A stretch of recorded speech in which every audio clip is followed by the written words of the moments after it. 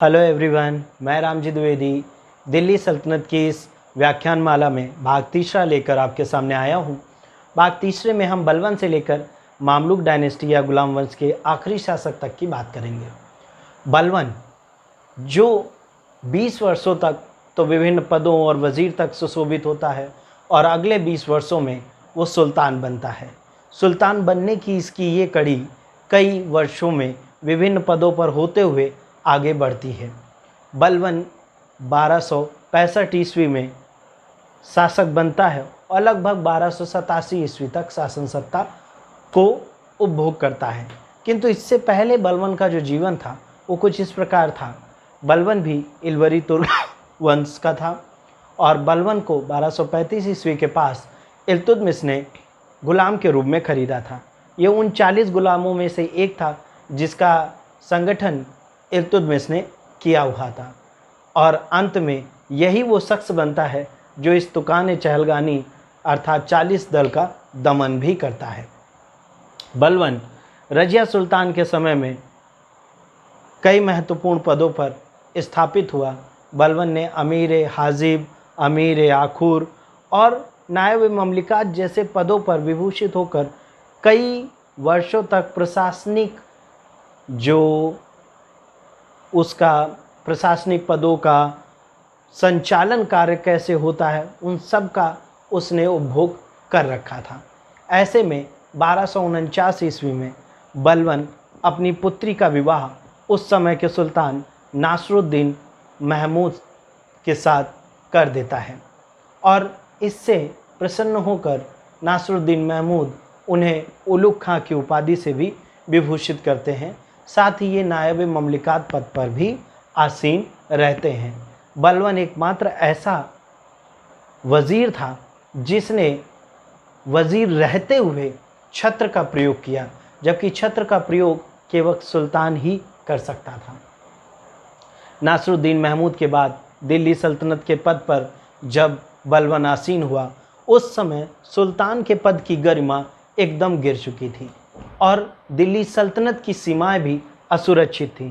बलवन ने कोई नई विजय नहीं की, किंतु उसका सारा ध्यान दिल्ली सल्तनत की सीमाओं को सुनिश्चित करना और सुल्तान के पद की पद प्रतिष्ठा स्थापित करना महत्वपूर्ण था।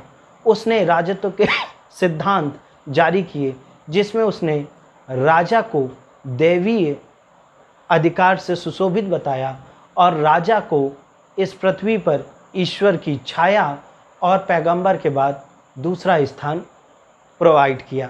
इसके साथ ही वो राजा की निरंकुशता पर भी बल देता है। अपने दावे को वैधता प्रमाणित करने के लिए उसने खुद को अफरासियाब वंशज से घोषित किया। अफरासियाब वही वंशज है जिसका जिक्र फिरदौसी के शाहनामा में हमें मिलता है, क्योंकि आप जानते हैं कि ऐसी वैधता इसलिए भी ज़रूरी है कि गुलामों को शासक बनने की जो वैधता है वो कभी प्राप्त नहीं होती है। ऐसे में खुद को उच्च कुल का घोषित करना इसकी एक रणनीति या मजबूरी दोनों कहें तो गलत नहीं होगा। बलवन ने सर्वप्रथम अपने बलवनी वंश का स्थापना की और इल्तुतमिश के सभी संबंधियों को हत्या करवाई ताकि उसकी सत्ता के लिए कोई रुकावट ना बने। बलवन ने अपनी सत्ता को और सुदृढ़ करने के लिए तुकान चहलगानी पद का दमन किया और एक उन्नत गुप्तचर व्यवस्था जिसे बरीद सिस्टम कहें स्थापित किया, जिसके द्वारा वो अपने सरदारों पर पैनी नज़र रखता था। बलवन ने रक्त और लौह की नीति का कड़ाई से पालन किया और अपने साम्राज्य की सीमाओं की सुरक्षा के लिए उसने किलेबंदी की। इस समय मंगोल आक्रमणों का भी अधिक भय था, इस लिहाज से भी इस किलेबंदी का काफ़ी ज़्यादा महत्व था। इसका बड़ा पुत्र मोहम्मद ऐसे ही मंगोल आक्रमण में रक्षा करते हुए मारा गया। बलवन ने अपने शासनकाल में राजत्व को इतना बल दिया कि उसने कई बार गैर इस्लामिक परंपराओं को अपनाने से भी परहेज़ नहीं किया। उसने सिजदा और पागोस नाम की प्रथाओं को प्रचलित कराया। सिजदा बेसिकली घुटने के बल बैठकर सुल्तान के सामने सर झुकाना था और वहीं पाबोस पेट के बल लेटकर सुल्तान के कदमों को चूमना था। इन प्रथाओं के द्वारा वो सभी को सुल्तान उच्च प्रतिभा पर दिखाना चाहता था। बलबन ने अपनी छवि और सुल्तान की छवि को आगे बढ़ाने के लिए नायबते खुदाई और जिल्ले इल्लाह की उपाधि धारण की, जिसके द्वारा वो ईश्वर की छाया और खुद को यहाँ पर पृथ्वी पर सबसे ज़्यादा महत्वपूर्ण दर्जे का इंसान साबित करने की कोशिश की।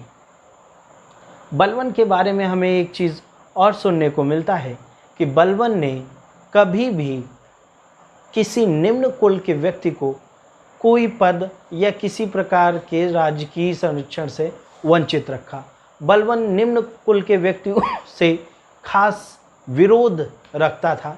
एक बार उसने इस संदर्भ में कहा था कि जब भी मैं किसी निम्न कुल के व्यक्ति को देख लेता हूँ तो मेरे सिराओं में जो खून है वो बड़ी तेज़ी से उबाल मारता है।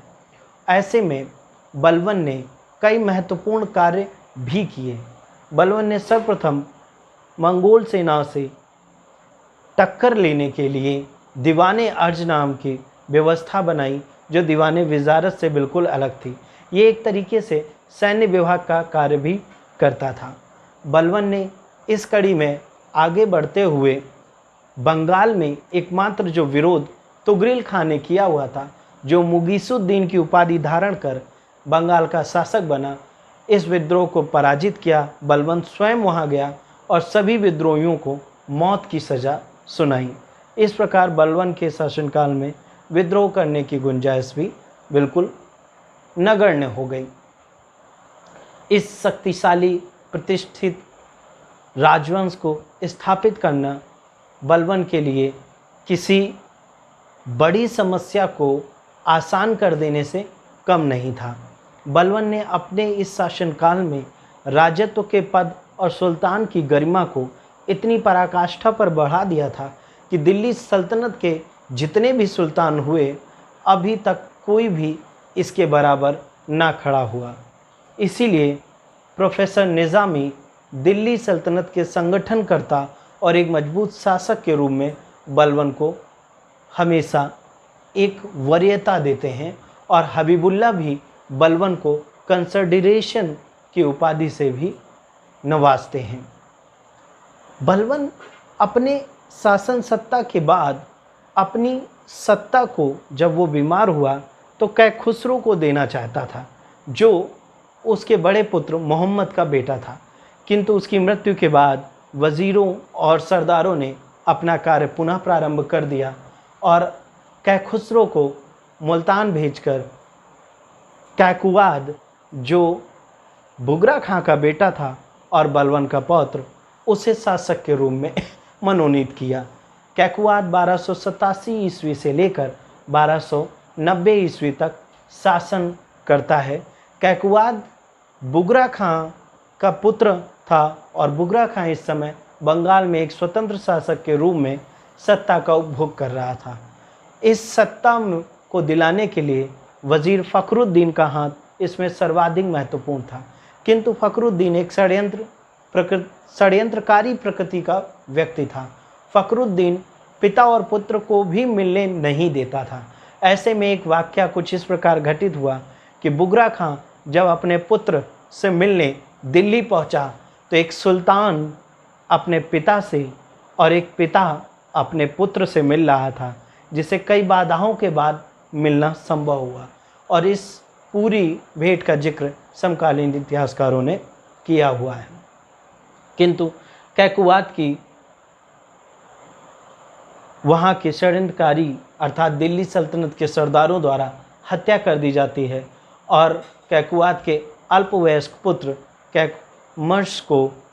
क्यूमर्स को सत्ता पर आसीन किया जाता है, जो मात्र अभी 1-1.5 वर्ष का बालक ही था।